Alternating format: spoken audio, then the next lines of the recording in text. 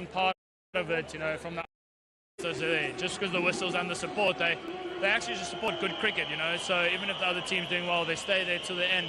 But to be fair, all the grounds have been really good. Supersport Park's also close to my heart, playing domestic cricket over here. And if you look at the grass embankments and the stands, they sit here until the end. So I mean, they're not supporting their home team tonight, but they still come out in numbers and support good cricket. So that's encouraging for us as a country. We saw you captain this year. How was that experience, and is it something you want to do in the future, maybe after FAF? Yeah, I mean, it's obviously an honour to captain any team. You know, getting the experience under Flem is also something that you can't explain. So yeah, if that's where my journey is and that's where the road leads to, then I'll probably take over from FAF. But you know, he's a leader in himself, and hopefully he can play 1 or 2 more seasons. Before we let you go, have you been behaving in here? Behaving? I see a lot of party atmosphere. People are eating, having beverages, behaving? I've been behaving. It's on me, but I've been behaving. Don, get better soon, and we wish you all the best, and of course hope to see you back in South African and JSA colours. Thank you very much. Cheers. Nice. Really good to hear from Dom Ferreira, who has lit up the tournament on numerous occasions. Some sixes at the Wanderers as big as any that could have been hit there. Brilliant run out to make that super over happen. So much he's done to entertain the fans, so we wish him a quick recovery.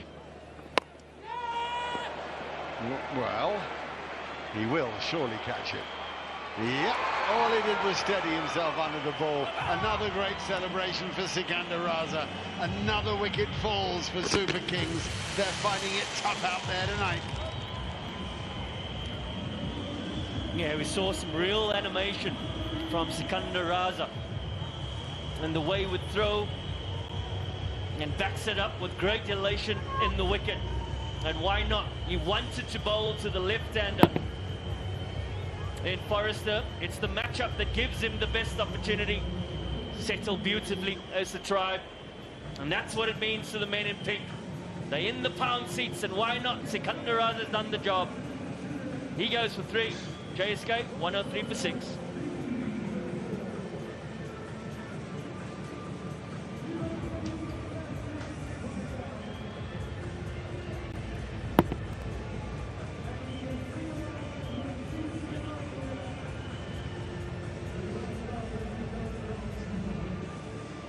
Well, it's a good catch, this Asa Tribe, you know.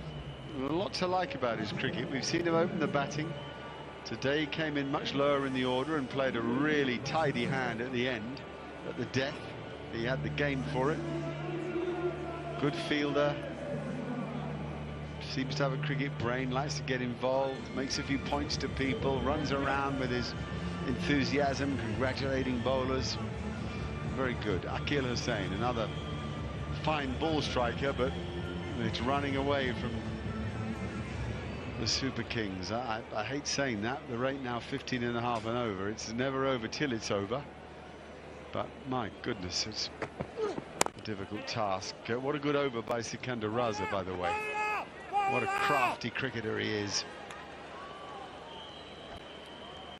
You know, with Raza, there's so many variations. You just don't know what's coming next.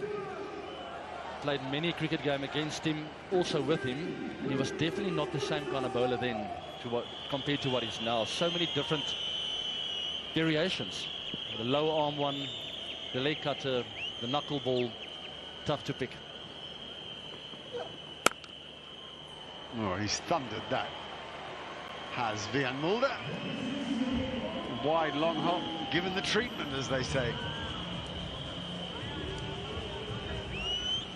The first mistake from Mokoena on 8 deliveries. Had a wonderful game-changing over in the last one he bowled. Went for that off-cut again, but the execution this time around not there.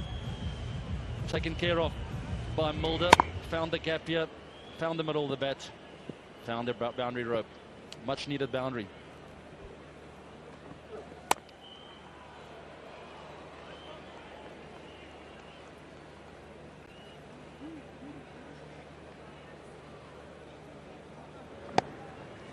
So look at the pressure build here. James Vince against Mokoena. And Mokoena wins it. Vince won it early in the piece when he took him for 16 and over. Then he tightened him up. Gave him no chance to play on the offside. And in the end, yes, it kept a little low, but it was a brilliant slower ball. He took all the pace off it, which was part of the reason it did keep a little low. And in he comes again. Strong young body. You see, a little wide of the crease, and now the chase is on. Look at that energy chasing that ball. Oh, to be young.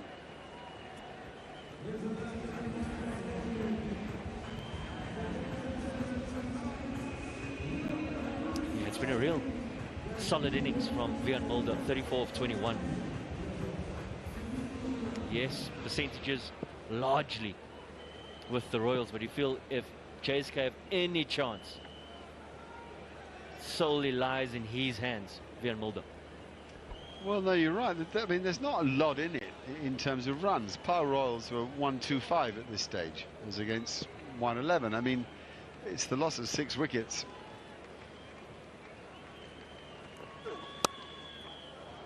Mark Butcher said on his last commentary stint, you can afford to get in here because you can score so quick in the back 10. But you've got to get in. 3 wickets in the power play is very rarely won a T20 game.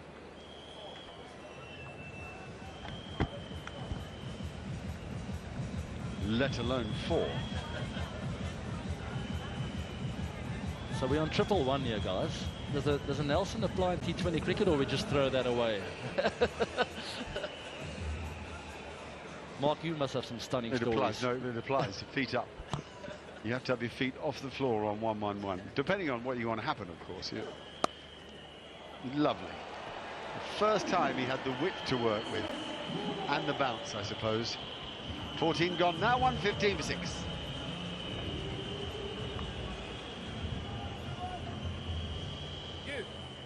Hold on. We're going to go Raza. It's Raining Sixes leaderboard. Andre Pretorius lit up the early part of the game.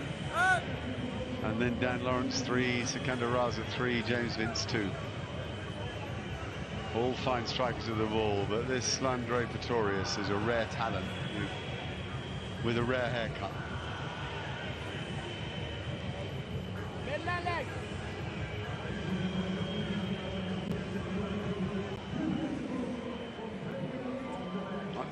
I think these crowd pictures show us how people enjoy the event. You know, they may not have considered cricket watchers here. You may have part-timers, so to speak, on the cricket watching front, but everybody has a good time. It's an energy and a vibe. Vibe's a word that people buy into, and boy, the tickets fly out of the window these days.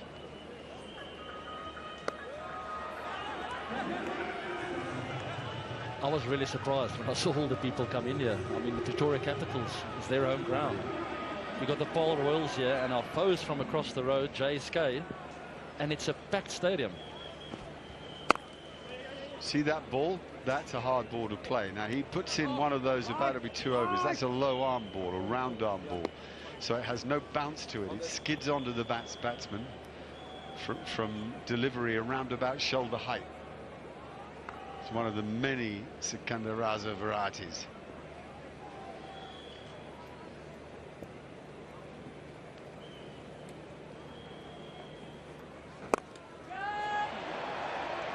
Beautiful stroke. What a flourish. Watch where the bat finishes here, wrapped around his shoulders.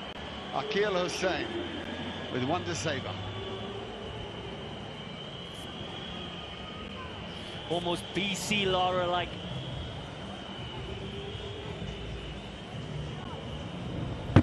Oh, beautiful to the eye. He's played some exquisite shots.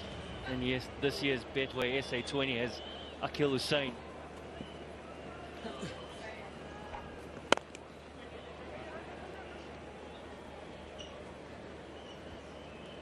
So 16 and over now. It's gone past that mark.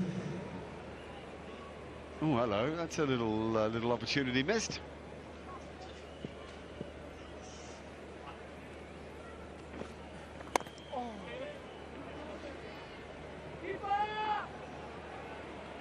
The more I see of Sikandar Raza, the more I think that he's been up there amongst the most exciting players of the tournament with his tremendous enthusiasm for the game, his cricket brain, his trickery, and of course that wonderful combative spirit that makes him such a fighter. That one straight up. The man with the gloves will drop it. Kyle Verreynne, disbelieving.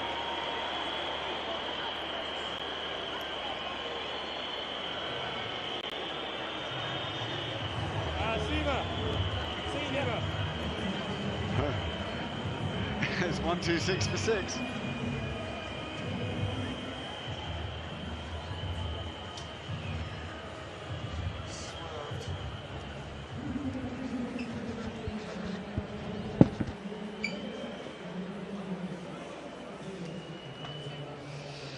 Akil Hussain sent it straight up the chimney. And when it came down, it wasn't where Kyle Verreynne had calculated it would be. Sikandar Raza not impressed. But the dugout of the Pal Royals saw the funny side. Yeah, Butch, as a bowler, I would also not be impressed. There's a reason why he's got the gloves on.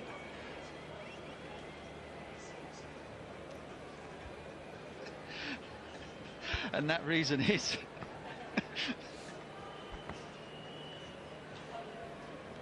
We won't go there, Butch. but usually it's because they catch it. 85 from 30 then. Hardisville-Yearn was mighty impressive with the new ball. It's the first bowler really this evening that's run in and hit the pitch hard. Here's the misfortune of Kyle Verreynne.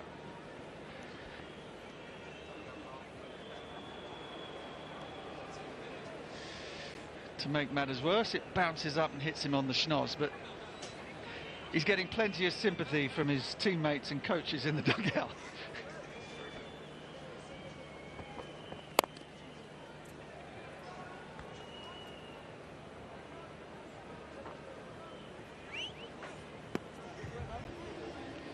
Yeah, I think just on the assessment of the surface, Butch, it was dry this afternoon, and we felt that if someone run in, hit the surface hard, they can make a real dent.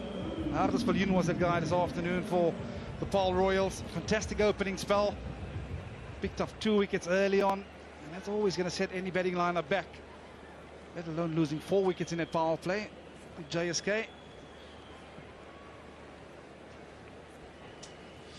Well, we saw that incredible comeback from Pretoria Capitals when they were 5 down in the power play. I'm not sure we're going to see a similar resurrection from the men in yellow. Remember, of course, that this is the eliminator, so the loser today goes home. The winner will face Sunrisers Eastern Cape tomorrow at the Wanderers. Here are your player of the match contenders. Andre Pretorius for his blistering start, 51 for him. Asa Tribe with a blistering finish. Hardisville-Yearn with that opening spell.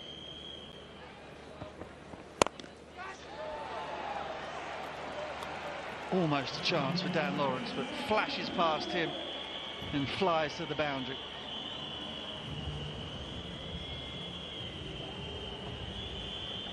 Yeah, he's not going to die wondering, is he? Saying he's been dropped, put down by Kyle Verreynne previous over, but typical West Indian style, bit of flair.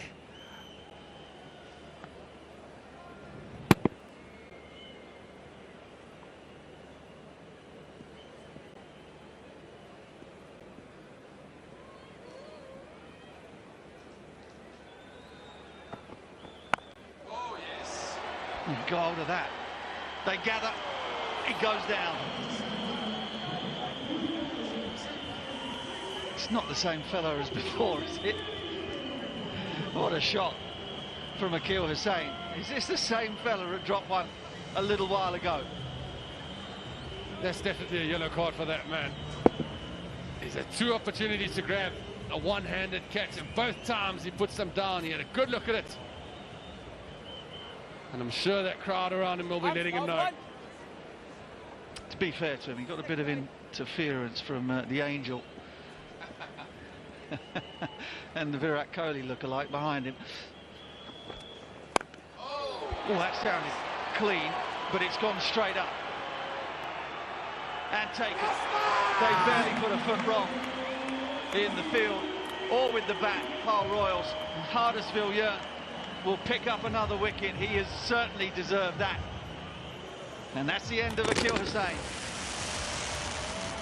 The bowler of the night for me, Hardisville gets another wicket.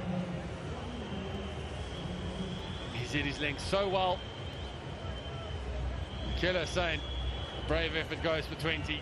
JSK 138 for 7. And we'll take a strategic timeout.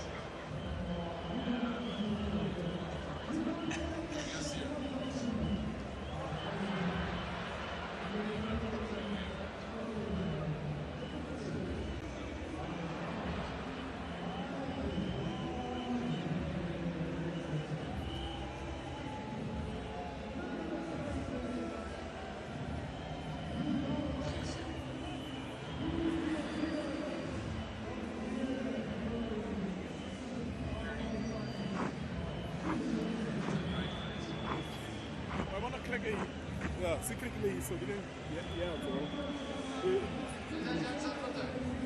So, like, yeah. So, I get to think that we take because when I click so or you shield to it's very for now. Oh my God. Yeah, it's way.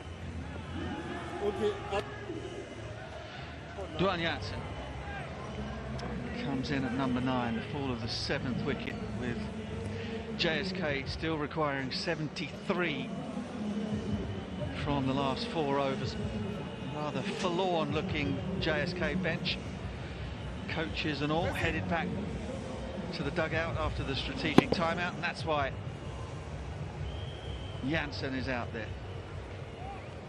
Yeah, he's got a good piece of willow on Adid Hussain, but fantastic catch by Herman out in the deep. He steadied himself as it went high up into the night sky.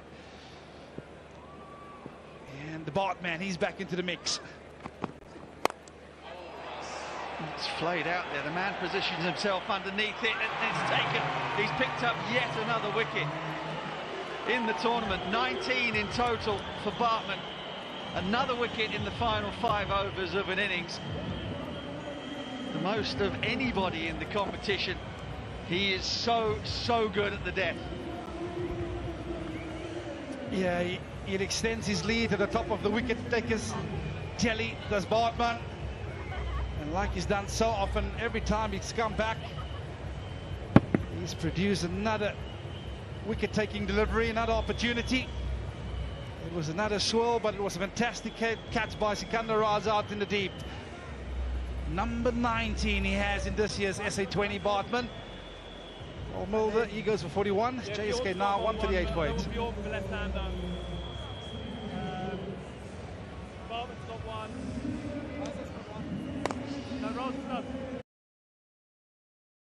Yeah, Mulder had no choice really. Everything had to go. It was like the January sales out there for him.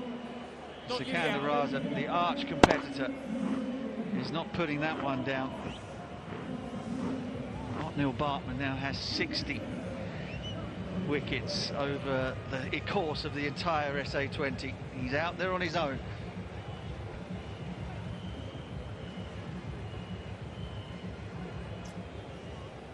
Left-hander Nondre Berger, the final rights here, surely.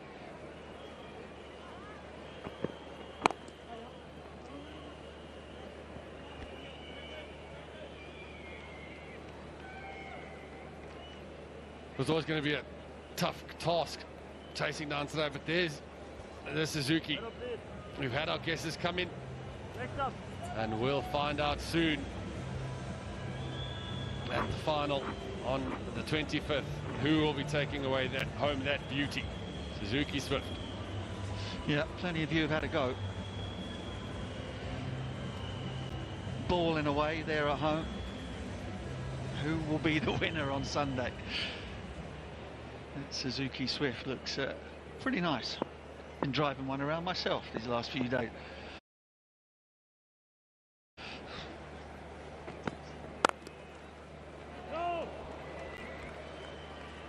What are you trying to suggest, Butch? You've been balling around this last few days? Easy.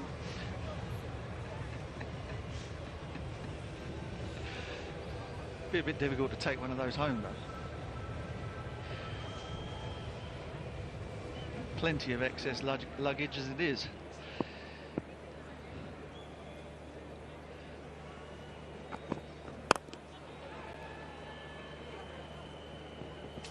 Well, top order found it difficult to score at the rate required. It's a bit of a stiff ask for the boys down at the bottom to come out there and smash it to all parts. It really has been a superb performance from Pile Royals. You consider that they have to change the way that they play to such an extent when they move away from Boland Park. They've coped with conditions here magnificently. And also the crowd, very much worth a mention. Neutral venue for this match. But you wouldn't know it, the atmosphere has been absolutely electric. And smiles on faces, people having the best time, as it seems they do everywhere we go in the Betway SA20.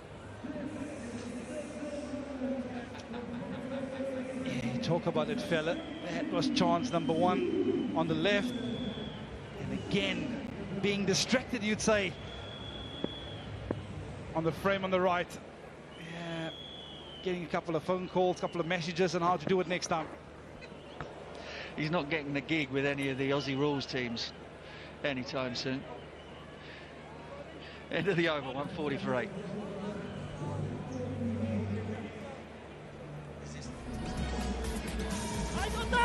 So your DP World dispatch of the day. Quite a magnificent strike. William Mulder over mid-wicket, that's your second contender.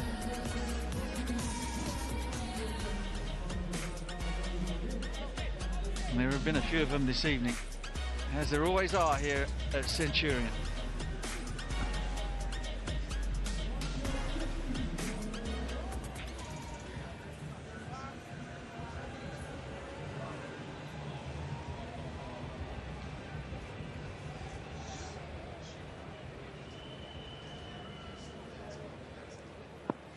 That's pretty good. Not quite the Western Terrace at Headingley, but it's pretty good. And that's why they banned him at the Western Terrace at Headingley. Goes for the Yorker. Jansen can't find the middle of the bat or the boundary. Who's backing up?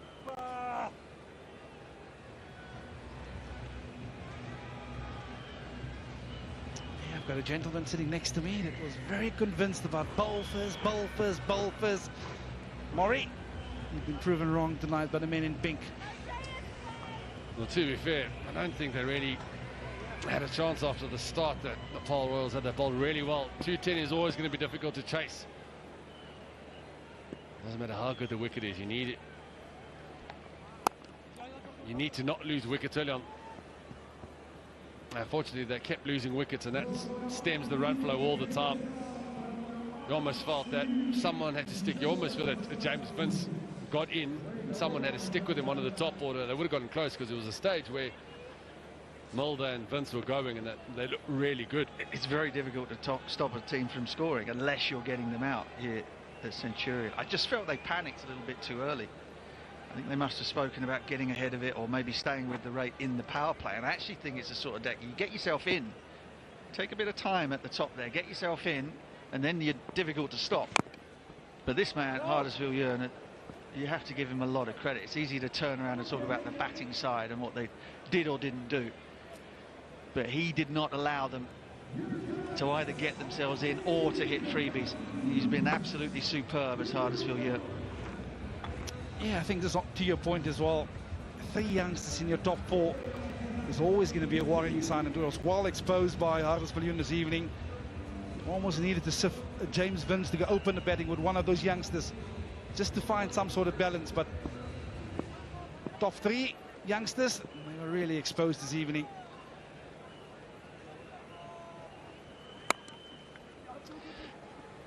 Yeah, and I do think also, in fairness to JSK, Vince, throughout the tournament, Vince came a little bit late. They lose Faf du Plessis, they lose Riley Rousseau. Vince sort of stripped of all of their experience in the batting. Donovan Ferreira goes right at the end of the group stage as well. So they've kind of been shorn of an enormous amount of experience over the course of the tournament, and that's very difficult to replace. Yeah, we were mentioning it off air how much Faf du Plessis, Riley Rousseau and Don Ferreira would have really enjoyed batting on a surface like this. And I think you made such a good point there, Butch. It is the type of pitch that you need to get yourself in on, and once you are in, it can be quite nice to bat on, can be quite free. I thought the pitch has been played really, really nicely. Yes, potentially 1 or 2 have misbehaved, but nothing serious. And when you do have almost the heart of your batting lineup ripped out out of the team, it's very difficult to send youngsters in and do it. But I 100% agree with Vern. You send James Vincent up at the top, Lewis Deploy coming in at 3 potentially. Might have seen different scenes.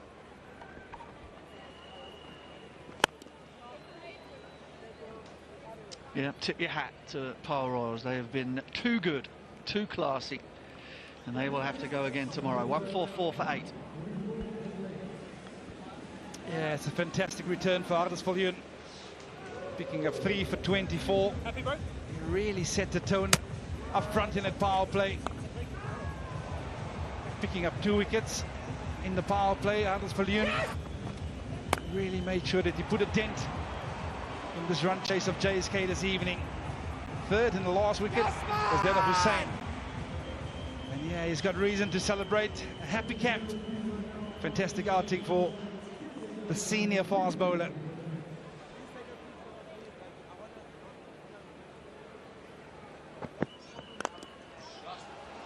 Up and over. Nice strike from Berger. A little bit of fun and frolics at the back end here for him. And as a tail ender, I tell you what, this is a shot that he'll go to bed tonight.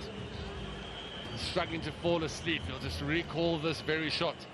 It's an absolute beauty. Mid-off up, just helping himself.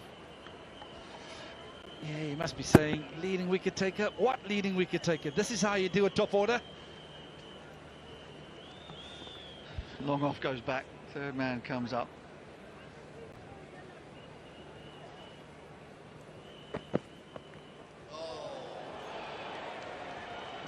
Anywhere you like, calling all pockets. Wry smile from Bartman, who's seen it all. He bowls this penultimate over so often, and has exactly the right temperament for bowling at the death. Yeah, many would say fortunate as a bowler. I can tell you, runs against your name. It's not funny at all. You're saying, mentioned about a wry smile from Bartman. Absolutely hate it.